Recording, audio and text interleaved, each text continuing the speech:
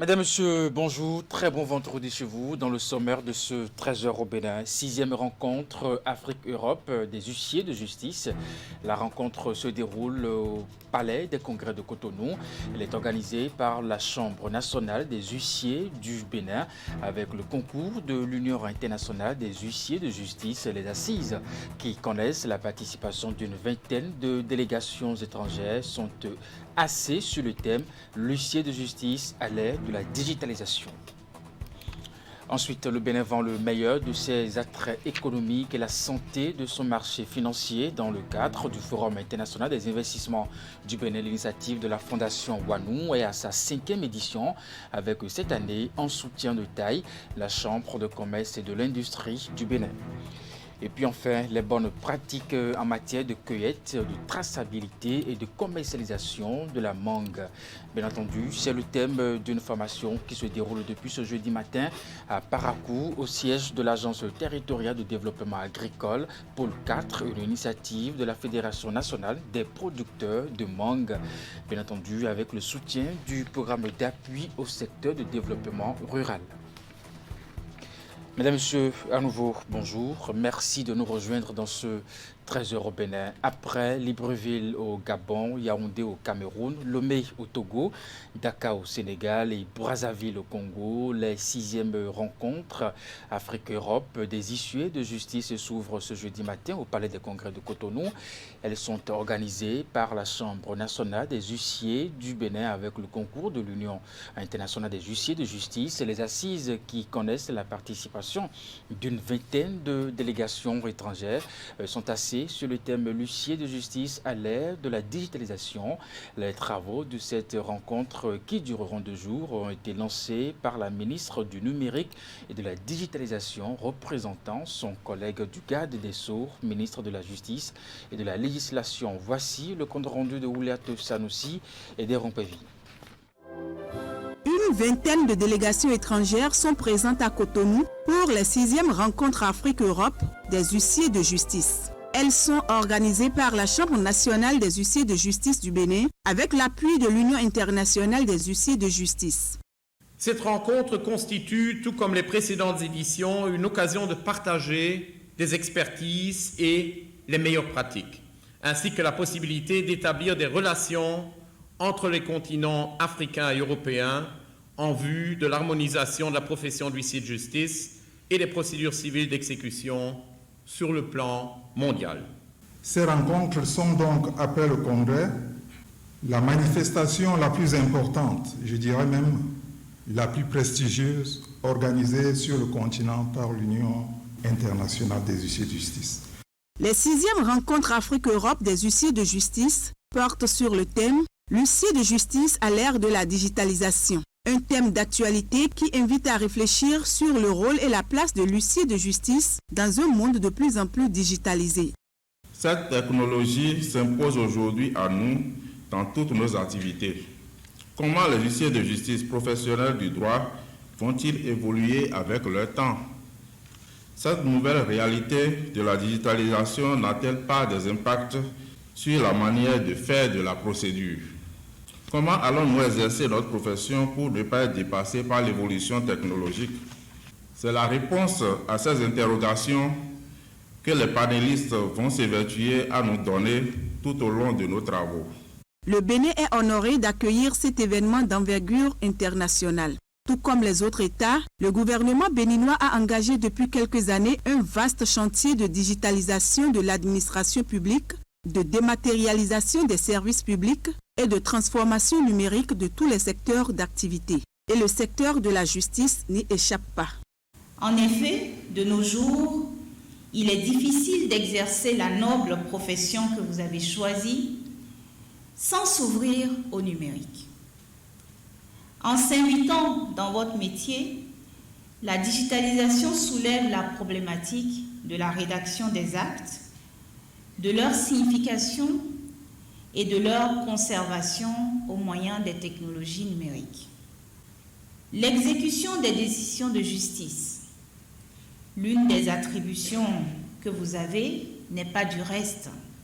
Jadis métier de l'écrit, de la plume, mais encore plus Métier de contact, l'huissier de justice se doit de s'adapter aux exigences du temps, à l'instar de toutes les autres professions judiciaires.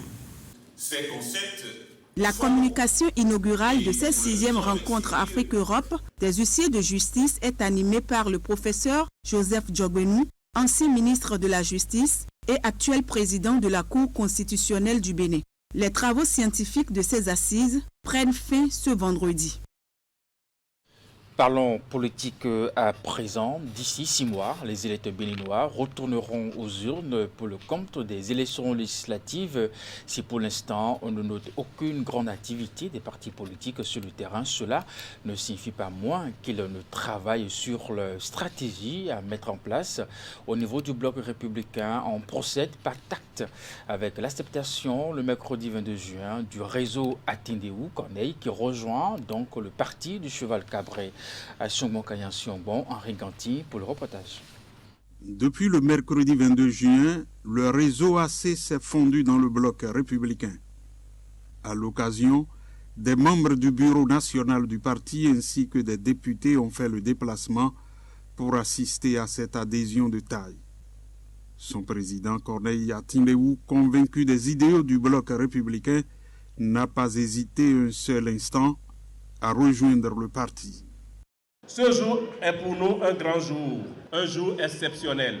Il marque de façon indélébile la fin du long processus qui nous a conduits à la concrétisation de notre positionnement dans l'arène politique nationale. Nous déclarons en ce moment, même ubi et orbi, officiellement et solennellement notre adhésion au grand parti Bloc républicain. Le réseau Atindéou Corneille est un mouvement dont les cellules sont solidement implantées dans la commune d'Abomey-Calavier et environ. Jeunes, femmes et membres du réseau sont heureux de ne s'être pas trompés. En s'ouvrant à ce réseau, le parti bloc républicain s'agrandit et est persuadé de s'imposer dans la 6e circonscription électorale. Derrière vous, il y avait trop de prétendants. Dès ce soir, c'est terminé. Le mariage est célébré devant Dieu et devant les hommes. Nous avons célébré notre mariage devant notre pasteur, devant nos rois, nos têtes couronnées, devant les sages de Calavi et devant tous les camarades ici réunis. C'est terminé. Il n'y a plus de prétendants. Vous avez un et un seul mari, c'est le bloc républicain. Vous ne vous êtes pas trompé en vous orientant vers le bloc républicain. Et pour cause, le bloc républicain reste aujourd'hui le parti le plus ouvert dans l'arène politique nationale. La dernière présidentielle a révélé la grande capacité de mobilisation des populations et électeurs. Et fort de cela, Corneille Atindéou se veut rassurant pour les prochaines joutes électorales. Adhérer au bien, c'est sonner la forte mobilisation de tous les membres et sympathisants du réseau AC afin de consolider et élargir son assise pour des victoires certaines au cours des différentes élections à venir. Les raisons qui motivent le choix du réseau Atindéou Corneille s'expliquent par la gouvernance actuelle en faveur du bien-être des Béninois. En plus de cela, le changement qui s'opère dans le comportement des citoyens en matière de rigueur dans la gestion de la chose publique.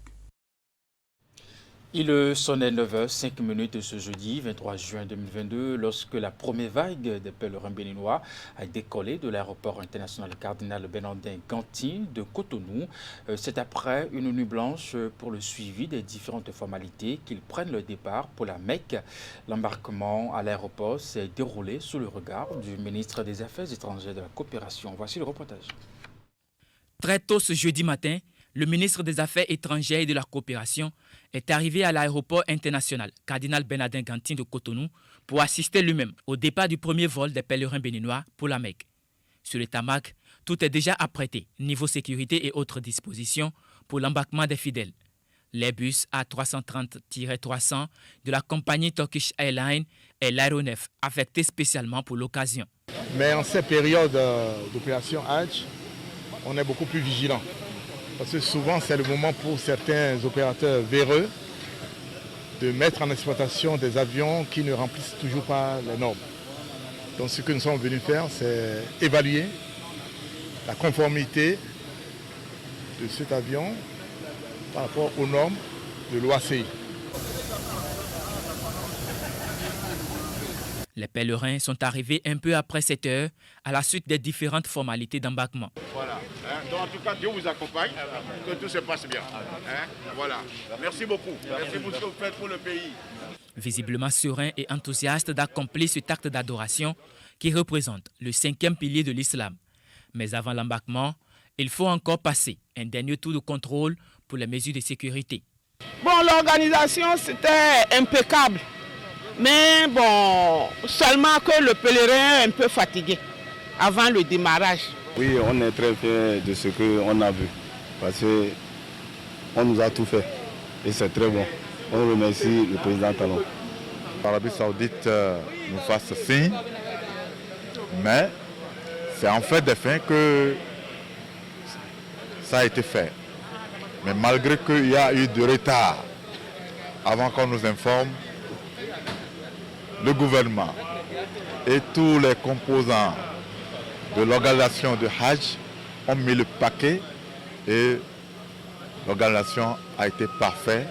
Nous avons dit que le premier vol va partir le 23 et nous sommes là pour le départ. Pour cette première vague, ils sont 320 pèlerins à embarquer. Résultat des efforts du gouvernement pour faciliter le pèlerinage aux fidèles. Vous avez suivi depuis quelques jours, j'allais même dire depuis plusieurs semaines maintenant, toutes les étapes qu'il a fallu franchir, tous les obstacles qu'il a fallu surmonter pour pouvoir arriver à ce jour. Donc oui, nous sommes satisfaits que l'avion soit là, que les pèlerins de manière disciplinée et avec toutes les garanties de sécurité et de sûreté soient en train d'être embarqués sur l'aéronef.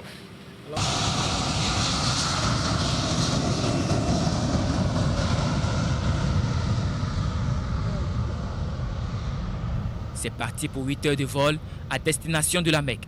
Et déjà, le ministre des Affaires étrangères et de la coopération rassure de l'accueil réservé aux pèlerins béninois à leur descente. À l'arrivée, il y a déjà une équipe du comité d'orientation et de supervision du Hajj qui est sur place, qui, avec l'ambassadeur du Bénin en Arabie Saoudite, travaille d'arrache-pied pour pouvoir s'assurer que les dispositions qui ont été déjà prises par la mission précédente sont maintenues, sont en place.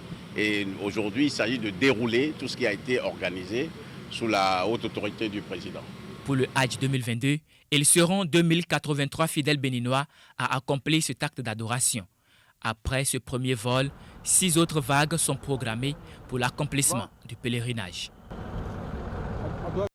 Je vous l'annonçais en titre, le Bénin vend le meilleur de ses attraits économiques et la santé de son marché financier. Depuis ce jeudi, le Forum international des investissements du Bénin se poursuit. Justement, l'initiative de la Fondation Wanou est à sa 5e édition avec cette année un soutien de taille. La Chambre de commerce et de l'industrie du Bénin. Compte rendu de William Cliquant, Henri Ganti. Pour un pays à un taux de 70% de financialisation comme le Bénin, le Forum d'investissement a de quoi attirer toutes les attentions.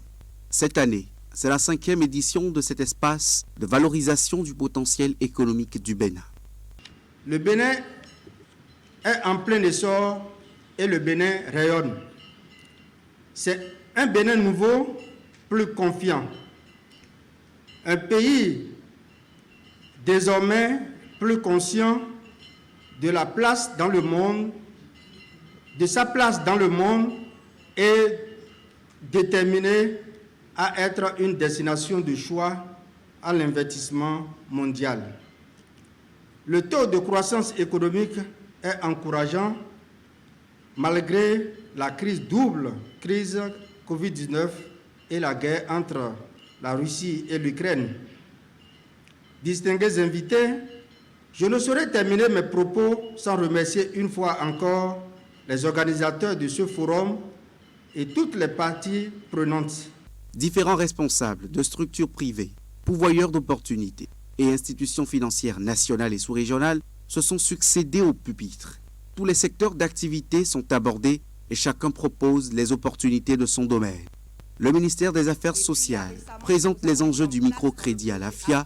Au tourisme, Jean-Michel Abimbola vend les mérites de l'environnement béninois, propice à l'implantation de plusieurs groupes internationaux déjà pour des projets novateurs. L'agence de promotion des investissements et de l'exportation APIEX ne pouvait manquer à ce rendez-vous. Son directeur général convainc l'assistance de la célérité qui caractérise désormais le monde des affaires au Bénin depuis quelques années. Et autour de Sipi Bénin SA, emmené par Letonji Béton, de présenter le Bénin en voie de devenir un hub industriel grâce à la zone économique spéciale de Golo-Dibézé qui sort de terre. Plusieurs autres acteurs de l'économie vont venir après. Tous dans le seul but d'afficher l'ambition claire du Bénin de changer les anciennes données en mettant un accent sur la promotion de l'industrie locale. Ceci à travers la transformation sur place des produits issus de l'agriculture au pays. Le Forum international des investissements du Bénin est organisé par la Fondation Wanou. Le processus de paiement des personnes affectées par le projet de construction des logements sociaux à Parakou se poursuit. Ce jeudi 23 juin 2022, une nouvelle vague a été prise en compte, bien entendu, portant à plus de 70 millions de francs CFA, le montant déjà débloqué par l'exécutif dirigé par Patrice Talon dans le cadre de cette opération. Suivez ici, pour plus de précision, la cérémonie de remise de chèques qui s'est déroulée dans la salle de fête de la mairie de Parakou. Dire ma joie ce matin parce que je suis content. L'attente a été longue, mais c'est avec beaucoup de satisfaction que cette nouvelle vague des personnes affectées par le projet de construction des logements sociaux à Beyerou dans le premier arrondissement de Parakou ont reçu leur chèque de dédommagement. La délivrance des chèques s'est poursuivie et il y a déjà eu 2 vagues de PAP, 2 groupes qui sont passés. Et ce jour 23 juin 2022, nous avons apporté 118 chèques, n'est-ce pas, à remettre donc aux PAP présentes dans la salle. Au total, à la date d'aujourd'hui, le montant décaissé pour le paiement des PAP s'élève à 782 millions de francs CFA. Les terrains ont été expropriés, donc c'est un projet qui a déjà démarré. Et donc d'ici à là, vous allez voir donc, les immeubles, les logements commencer par sortir de terre. C'est le respect d'un engagement qui se traduit à travers cette cérémonie de remise de chèques aux personnes affectées par le projet de construction des logements sociaux de Parakou. Et ça, les autorités présentes ont tenu le souligner. Cette importante activité est bien la preuve que le gouvernement s'évertue à respecter ses engagements dans le cadre de l'exécution des projets de son programme d'action et à offrir un cadre de vie décent aux populations pour l'amélioration de leurs conditions de vie. Je voudrais, avant tout propos, dire merci au gouvernement pour le choix porté sur la ville de Parakou. Dire merci à vous, chères personnes affectées, pour avoir accepté céder votre patrimoine pour cause d'utilité publique. L'indemnisation systématiquement de toute personne affectée par les divers projets du programme d'action du gouvernement est une preuve sociale qui suit un processus bien établi. C'est pourquoi les concernés qui ont encore des dossiers irréguliers sont appelés à se mettre à jour. Nous restons toujours à Parakou, première conférence des gestionnaires des ressources humaines au titre de l'année 2022. C'est la ville de Parakou qui abrite l'événement, présidé donc par le directeur de cabinet du ministère de la décentralisation de la gouvernance locale. Pendant 2 jours, les participants vont réfléchir et faire des propositions pour trouver des solutions à la situation des retraités du ministère de la décentralisation et de la gouvernance locale. Compte rendu. Autour de cette table, les secrétaires généraux des préfectures, les chefs des services des ressources humaines des mairies et bien d'autres acteurs du ministère de la décentralisation et de la gouvernance locale. Pendant 48 heures, ils se sont donné rendez-vous à Parakou pour la première conférence des gestionnaires des ressources humaines au titre de l'année 2022. Un cadre de partage d'expériences et d'harmonisation de pratiques de la gestion des ressources humaines entre le niveau central et les préfectures. Les autorités de la commune de Parakou et du Borougou se réjouissent du choix porté sur la ville et le département pour abriter cette activité.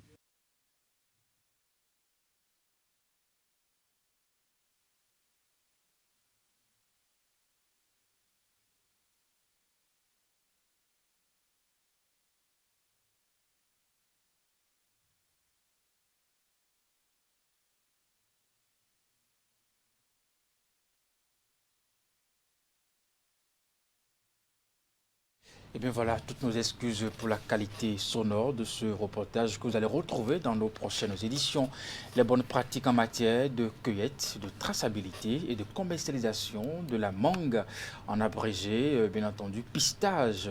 C'est le thème d'une formation qui se déroule depuis ce jeudi matin à Parakou, au siège de l'Agence territoriale de développement agricole, pôle 4, une initiative de la Fédération nationale des producteurs de mangue, avec le soutien du programme d'appui au secteur du développement rural. Prennent part à cet atelier qui dure jusqu'au mardi 28 juin prochain des jeunes et des femmes à professionnaliser, mais aussi des producteurs de ce fruit. Retour sur la cérémonie de lancement officiel des travaux. Améliorer l'employabilité des jeunes et des femmes et contribuer à la promotion des bonnes pratiques en matière de cueillette, de traçabilité et de commercialisation de la mangue. C'est tout le sens de cet atelier de formation qu'organise la Fédération nationale des producteurs de mangue, FENAPROMO Bénin en abrégé. En clair, il est question de former ces hommes et femmes sur la technique de pistage afin de leur permettre d'augmenter aussi bien quantitativement que qualitativement le rendement de leur plantation. Les producteurs sont confrontés à d'énormes difficultés. La non-maîtrise de l'itinéraire technique de la production de mangue, les problèmes de protection contre les mouches de fruits et surtout les autres parasites, les problèmes liés à la commercialisation et la collecte des mangues.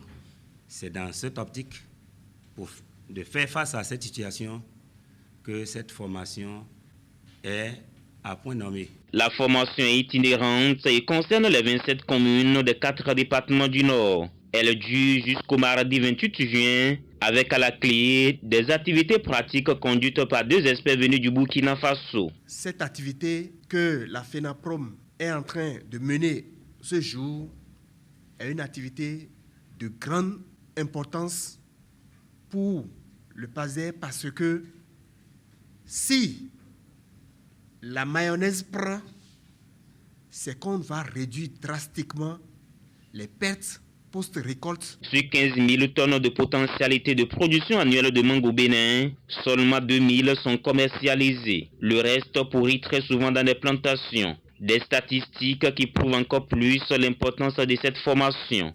Cet atelier auquel vous avez été conviés en tant que participants a pour objectif d'améliorer la connaissance sur les techniques de récolte des mangues tout en professionnalisant les jeunes et les femmes sur les pratiques en matière de cueillette et de commercialisation de mangue au Bénin. Je voudrais, sur cette base, inviter chacun en ce qui le concerne à participer activement à l'animation technique de cet atelier afin que les objectifs poursuivis soient pleinement atteints. Vous ne souffrez d'aucune, je dirais, d'assistance. Vous en aurez. Il faut préciser qu'au terme de cette formation, 125 jeunes et femmes à professionnaliser et 125 producteurs seront aguerris dans les 4 départements du Nord. Le Centre national de sécurité routière est en campagne de sensibilisation pour réduire les accidents mortels enregistrés sur nos axes routiers dans plusieurs localités comme à Boycon. Le centre distribue plus d'une centaine de casques homologués. L'opération vise à susciter le port de casques de qualité chez les motocyclistes à 2 roues. Avant d'offrir les casques homologués, l'équipe conduite par le directeur Aubin Adoukonou a d'abord eu des échanges avec l'auditoire sur les bons comportements à adopter en circulation et qui préservent la vie. Reportage. Une campagne de distribution de casques homologués dans les communes, l'activité conduite par le Centre national de sécurité routière vise une fois encore à sensibiliser les bénéficiaires et par ricochet les populations en vue de réduire les décès liés aux cas d'accidents sur les routes. Après Abomey Calavi et Lokossa, Aubin Adou Konou et sa suite étaient ce lundi face aux conducteurs de taxi-moto des communes du Zou, les étudiants ambassadeurs et certaines organisations. Après que la coopération du Maroc et du Bénin ait noué des relations, en plus des formations, nous avions bénéficié des dons de 1000 casques. Donc, sous l'instruction du ministre des Infrastructures et des Transports, il a été décidé d'orienter des casques vers les cibles et pour que dans tout le Bénin, nous puissions avoir des modèles pour montrer aux gens que porter un casque c'est bon, mais un casque homologué c'est encore plus sûr. Nous avions sollicité des gens qui puissent porter effectivement les casques, qu'ils profitent pour sensibiliser ceux qui nous remorquent. Et là, nous allons prier pour que la coopération nous apporte d'autres fruits et comme ça on peut élargir l'assiette vers beaucoup de personnes. Nous n'avons que 1000, mais nous sommes en train de faire de telle manière que toutes les zones géographiques puissent être vraiment servi. La distribution des casques a été précédée d'une séance d'échange. Diverses notions de sécurité ont été rappelées avec un accent particulier sur les avantages du port du casque. Les bénéficiaires ont été choisis sur la base de critères bien définis. Ils ont été sélectionnés dans l'ensemble des communes du département. Au total, 150 casques ont été remis à l'occasion. Donc, je voudrais vous demander de faire bon usage de ces casques. Il ne faut pas accrocher le casque à la moto pour dire qu'on est en train de se protéger. Et dès qu'on voit le policier arriver, rapidement on s'arrête pour mettre le casque. Non, le casque doit être porté permanemment. Ça me va droit au cœur quand même. Je suis très content de cette séance. Je vais toujours porter mon casque et donner de bons exemples aux autres qui circulent sans casque. Le casque là, c'est différent, c'est le casque de qualité. Les autres casques c'est des chiffons seulement.